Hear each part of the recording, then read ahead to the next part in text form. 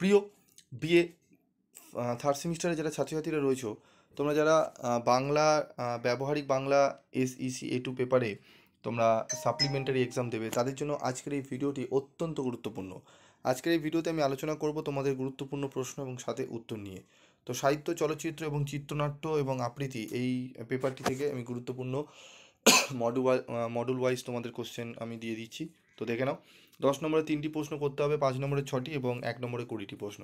তো 1 নম্বরে অলরেডি আমি কভার করে দিয়েছি দুটো ভিডিওতে, সেই প্রশ্নের উত্তরগুলো ভালো করে দেখবে, আশা করি অনেকটাই উপকৃত হবে।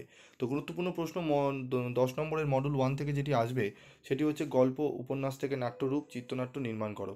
এগুলো কিন্তু একটু ভালো করে বুঝে করতে হবে, কারণ এগুলো তো ওইভাবে কমন আসে না। তবে বেসিক কিছু উত্তর তোমরা দেখে গেলে সেখান থেকে তোমরা অনেকটাই লিখতে পারবে।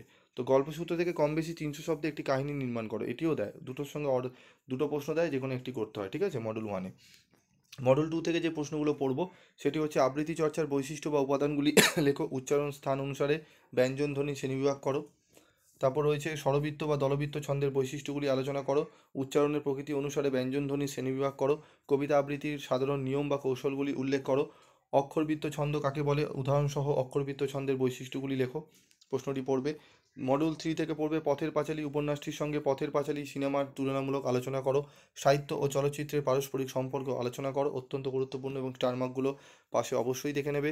পথের পাঁচালী সিনেমার ইন্দির ঠাকুরানের চরিত্র আলোচনা করো, ক্ষুদিত পাষাণ চলচ্চিত্রায়নের মূল গ্রন্থের সঙ্গে চলচ্চিত্রের পার্থক্য আলোচনা করো, চলচ্চিত্র, ভারতীয় চলচ্চিত্র ও বাংলা চলচ্চিত্রের জন্মের ইতিবৃত্ত আলোচনা করো, 60 ও 70-এর দশককে বাংলা চলচ্চিত্রের সুবর্ণযুগ বলার কারণ লেখো।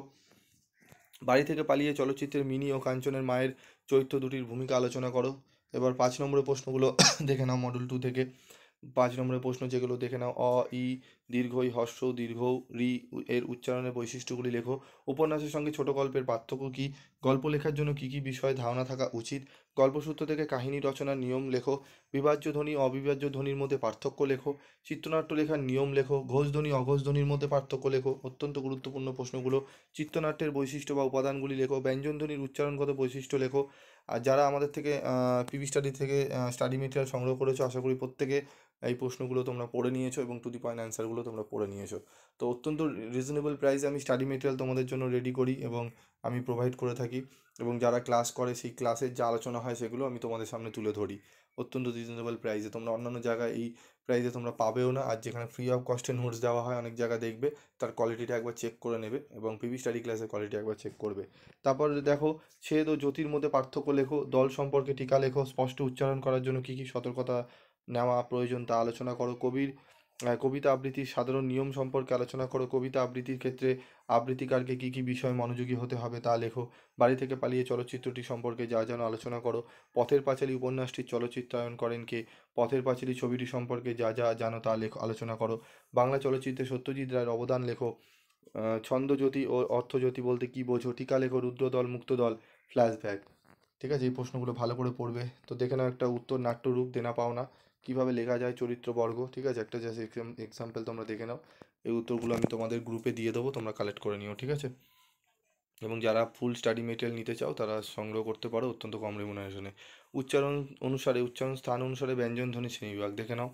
যেসব ধ্বনি স্বরধ্বনির সাহায্য ছাড়া নিজেরা উচ্চারিত হতে পারে না তাদের ব্যঞ্জন ধ্বনি বলে, ঠিক আছে। এগুলো উত্তরটি দেখে নাও একটু। পুরো উত্তর রয়েছে কণ্ঠ ব্যঞ্জন ধ্বনি, মূর্ধন্য ব্যঞ্জন ধ্বনি, তালু ব্যঞ্জন ধ্বনি, ঠিক আছে। উত্তরগুলো জাস্ট দেখে নাও। দন্তের মূর্ধন্য ব্যঞ্জন ধ্বনি, অষ্ট ব্যঞ্জন ধ্বনি, এগুলো একটু দেখে নেবে। তারপর দেখো উচ্চারণের প্রকৃতি অনুসারে ব্যঞ্জন ধ্বনি শ্রেণীবিভাগ, উচ্চারণের প্রকৃতি অনুসারে, ঠিক আছে। উত্তরগুলো দেখে নাও, এই প্রশ্নগুলো ভালো করে। তারপরে দেখো স্পষ্ট উচ্চারণ করার জন্য কী কী সতর্কতা নেওয়া প্রয়োজন তা আলোচনা করো, ঠিক আছে। শুদ্ধ উচ্চারণ অভ্যাস করা, সঠিক শ্বাস প্রশ্বাস রাখা বজায় রাখা, জিহ্বা ও ঠোঁটের ব্যবহারে মনোযোগ, ধীর ও স্পষ্টভাবে কথা বলা, শব্দের প্রতি মনোযোগ দেওয়া।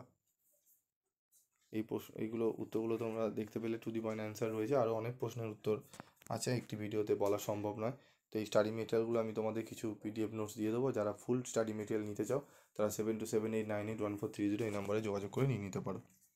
এবং তোমাদের আর কোন কোন সাবজেক্টে স্টাডি সাজেশান লাগবে লাস্ট মিনিটে অবশ্যই কমেন্ট করে জানাবে।